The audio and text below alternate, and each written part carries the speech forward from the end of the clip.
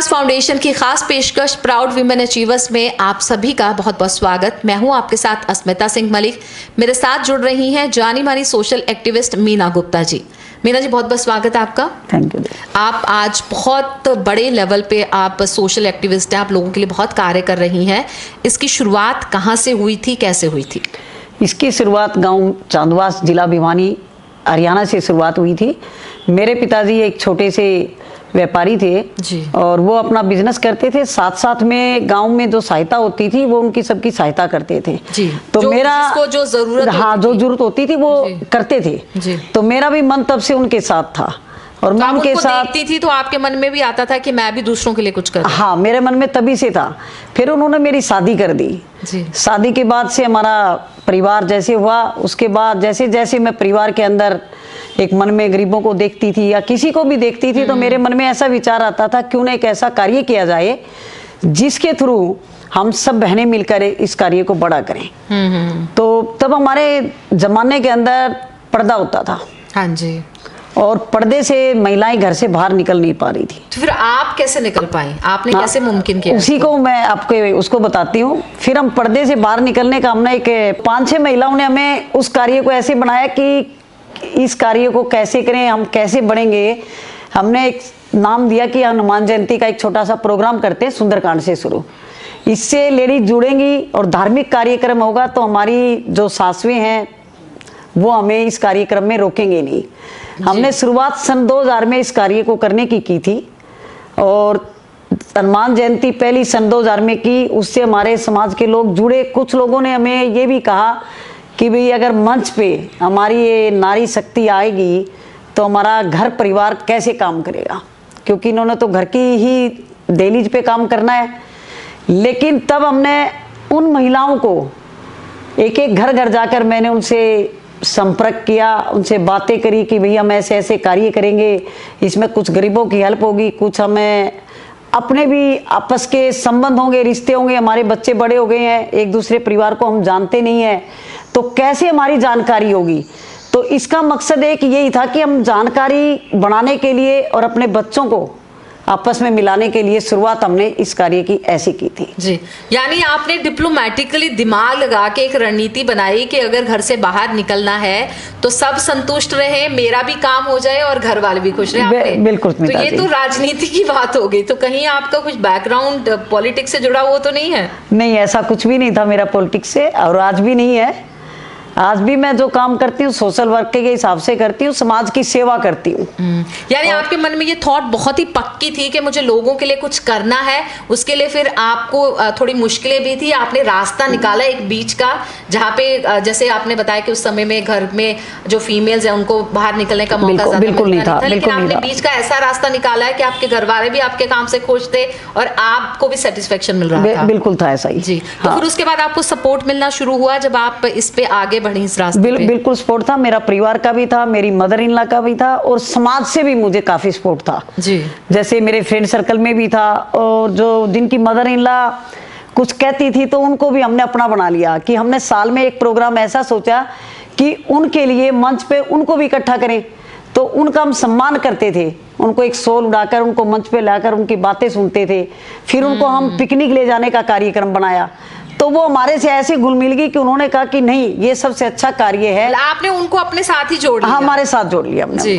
बिल्कुल। तो फिर आगे कैसे बढ़ा ये सफर, आगे कैसे बस फिर ये धीरे धीरे हमने इस कार्य को अपने धार्मिक की साइड से तो था ही था, समाज के कार्य करने शुरू करे। जैसे क्षेत्र के अंदर देखते थे भाई गरीब महिलाएं हैं, ये स्कूल में बच्चे नहीं पढ़ पाते, इनके कैसे करें। मतलब उनके पास कुछ साधन नहीं होते थे, लेकिन हमने उन साधनों को अपना फंड इकट्ठा करके उन बच्चों की परवरिश के लिए हमने बच्चों को पढ़ाने का कार्य किया। आज भी हम बच्चों की 10 बच्चों की फीस जमा कराते हैं स्कूल में जी, जो वो पढ़ पाते हैं और कुछ बच्चे बड़े होकर आज वो बन भी चुके हैं। फिर हमने धीरे जैसे जो बच्चे पढ़े लिखे नहीं थे, कंप्यूटर जागृति योजना की भी हमने एक स्कीम बनाई क्योंकि हमारी बहन उस जमाने में पढ़ी लिखी नहीं थी जी। जैसे सभी की लगभग थी, कोई मैट्रिक था, कोई 12th पास था, लेकिन कंप्यूटर का जमाना नहीं था। जैसे जैसे कंप्यूटर आया हमने उसके अंदर भी 100 रुपये फीस रखकर सभी बहनों को सिखाया कि बेसिक जरूर आना चाहिए जी। ये कार्य किया हमने फिर। जी, तो अभी यानी ये कहा जाए कि आप महिलाओं को लेकर बहुत सोचती हैं, आप चाहती हैं कि जो विमेन एम्पावरमेंट की सिर्फ बातें होती हैं वो सिर्फ बातें ना रहे, वो ज़मीनी स्तर पर ऐसे कार्य होने चाहिए। बिल्कुल होने चाहिए, और आज भी हम करते हैं। ऐसा नहीं है कि आज हमने छोड़ दिया। आज हमारे सबसे ज़्यादा क्षेत्र के अंदर कोरोना का जब समय आया था, सबसे ज़्यादा काम हमारी संस्था महिला मंडल पंजाबी बाग ने किया था। क्यों? जो पहले का था उसमें तो डर था खाली, और जो दूसरा आया अप्रैल वाला, उसके अंदर लोगों के अंदर इतना खौफ था, इतनी मौत हुई, इतनी कुछ हुआ। और मेरे अंदर भी जागृति कैसे जागी, मेरे खुद कोरोना हुआ तब मैंने महसूस किया अंदर से कि आज मैं कुछ कर नहीं पा रही, कुछ हो नहीं पा रहा ऐसा। तो बहुत सी बहनों के साथ परिवार के अंदर ऐसा कुछ है कि वो खाना नहीं बना पा रहे होंगे, उनके साथ समस्याएं हैं, दुख सुख है। तो हमने एक अपनी रसोई शुरू की महिला मंडल पंजाबी बाग से। हम डेली 500 लोगों के पास सुबह का ब्रेकफास्ट, दिन का लंच और शाम का डिनर बेचते थे। तो इस कार्य को देखते हुए बहुत सारी संस्थाओं ने हमारे साथ भाग लिया कि भाई आप हमारे साथ यहाँ वहाँ खाना भेज देंगे, वहाँ खाना भेज देंगे। और उन्होंने खुद भी अपने आप से भी काम किया, जैसे IVF इंटरनेशनल वैसे फेडरेशन है, अखिल भारतीय अग्रवाल सम्मेलन है। तो सभी संस्थाओं ने इस कार्य को देखते हुए सराहा भी और उन्होंने खुद भी कार्य किया। तो हमारी आज भी एक मन में है कि किसी का भी काम हो, चाहे छोटा हो या बड़ा हो, बड़े का कार्य तो हर कोई करता है। मेरा एक मन का है, मैं छोटे लोगों का काम ज़्यादा करती हूँ, क्योंकि मेरे पास वही लोग आते हैं जिनको ज़रूरत होती है। बड़े का हर कोई कर देगा काम, मुझे ये पता है। और चाहे वो राजनीति हो, चाहे सामाजिक काम हो, मैं उसी तरीके से काम करती हूँ जो मेरे मन को भाता है और मेरे को लगता है कि ये काम मेरा हो जाएगा, और मैं वो काम करती हूँ। भगवान से इतनी शक्ति है, मैं भगवान से एक ही काम कहती हूँ कि भगवान जब तक काम कराए, अच्छा काम कराना, मेरे से कभी झूठा वैसा काम मत करा देना जी। और मेरा अपना एक सपना है कि अगर मैं स्कूल के बच्चों को जो पढ़ाई पढ़ नहीं सकते, उन बच्चों को पढ़ाकर अगर वो कुछ बन जाते हैं तो उससे एक परिवार नहीं कई परिवार फैलते हैं। पढ़े लिखा परिवार होगा तो हमारे जो क्षेत्र के अंदर बहुत सारे ऐसे कार्य होते हैं जो वो गलत कामों की तरफ न जाकर अपना परिवार पालेंगे और अच्छा कार्य करेंगे।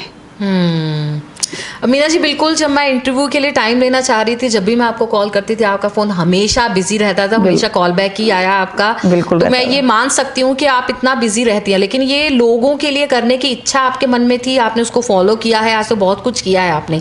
ये आपको स्ट्रेंथ कहाँ से मिलती है और आपका सपोर्ट सिस्टम क्या है? स्ट्रेंथ है मेरे को अपने परिवार से मिलती है, और फिर हमने एक योगा डे भी मनाया। जैसे योगा डे आता था, मोदी जी ने जब योगा डे मनाया तो योगा शुरू हुआ, और हमने अपनी संस्था के द्वारा महिला मंडल पंजाबी बाग के अंदर योगा डे मनाने के बाद हमने अपनी क्लासेस शुरू करी। उसमें हमारी बहनें आती हैं और सुबह की एनर्जी जो मुझे मिलती है, 18 घंटे जो काम करने की पावर है मेरे अंदर, वो मुझे योगा से, सुबह की मॉर्निंग योगा होती है उससे मिलती है। और उसके अंदर एक हमारा परिवार है, और कहते ना 1 घंटा हंस लेंगे और 1 घंटा जल्दी उठेंगे तो 18 घंटे का काम अपने आप निकल जाता है। वो मेरे को एनर्जी अपने परिवार और अपनी सहेलियों से सबसे ज़्यादा एनर्जी मिलती है। और आपका सपोर्ट सिस्टम क्या है?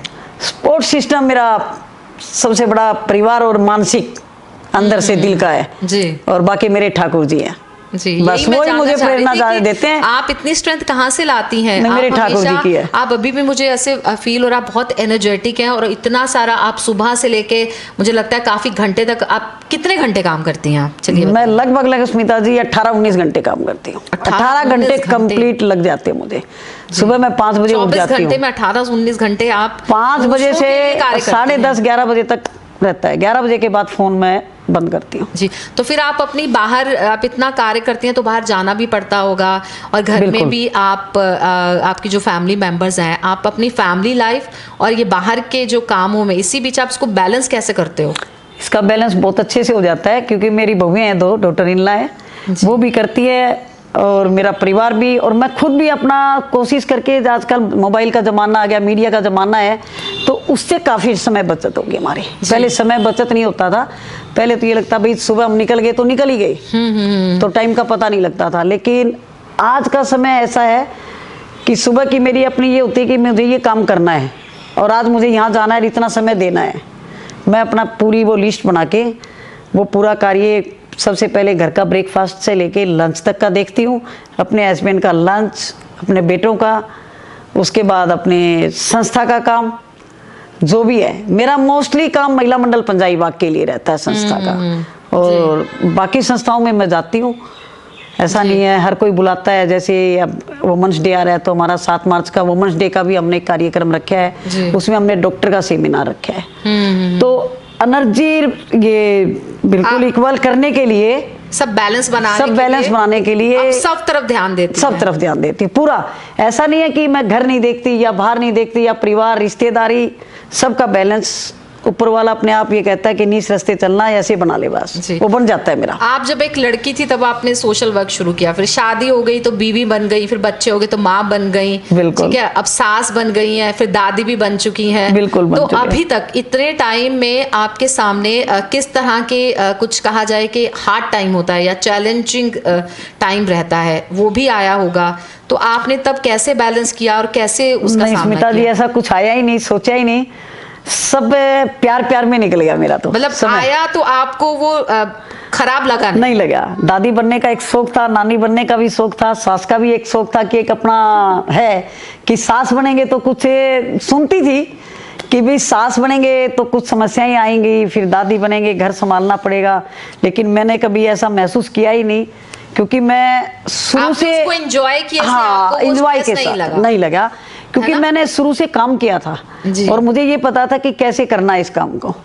आप सब कुछ बैलेंस कर लेते थे, ठीक है। अब बहुत अच्छी मैनेजर हैं, ये कहा जाए आपके बारे में तो शायद गलत नहीं होगा। बिल्कुल ठीक कह रहे हो। आपकी हॉबीज क्या है? जब अमीना जी अपने लिए थोड़ा सा खाली होती हैं या अपने लिए वक्त निकालती हैं तो क्या करना पसंद करते हो आप? मैं सिर्फ मोबाइल देखती हूँ, और मोबाइल, जब ये मोबाइल का जमाना है उससे पहले मैं घर का काम देखती थी कि भाई अब मेरे पास खाली समय है तो घर साफ सुथरा, घर का मैनेजमेंट कैसे होना चाहिए, अगर कोई रिश्तेदार आ जाता है उसके लिए क्या करना है, वो सब मैं देखती थी ज़्यादा। घूमना फिरना, शॉपिंग, गाने सुनना, वो गाने सुनना और टीवी देखना तो मेरा कम है शौक।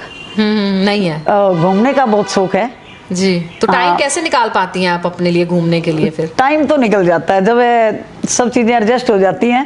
फोन अपने लिए कहीं भी होती है तो फोन पे लगी हाँ, रहती फोन नहीं, हाँ वो तो रहता है। कई बारी ऐसा भी होता है, मम्मा आप फोन रख दो, मम्मी आप हमारी बात सुन लो, बिटिया का भी ये कई बार रहता है, लेकिन मैं ये कहती हूँ कि नहीं, पहले मेरा वो काम है उसके बाद सुनेंगे। मैं मार्केट भी जाती हूँ अपने लिए कुछ खरीदने के लिए, तब भी मेरा फोन कान पे लगा रहता है, तो मैं कहूँगी अच्छा चल ठीक है कर दे, ओके।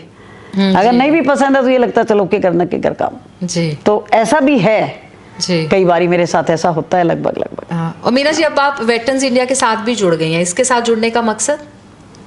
बस एक इसके साथ जुड़ने का कुछ तो हमारी फ्रेंड सर्कल का भी था, कुछ इसके अंदर जय हिंद कहते हैं ना, जय हिंद भारत, हमें लोगों को समाज के अंदर लोगों को ऊंचा उठाने के लिए और अपने राष्ट्र हित के लिए कार्य करना है, इसलिए इस कार्य में जुड़े जी। तो कोई खास आपका भविष्य के लिए प्लान है? आप कुछ खास ऐसा जो भी रह गया हो करना, जो आप करना चाहती हूँ?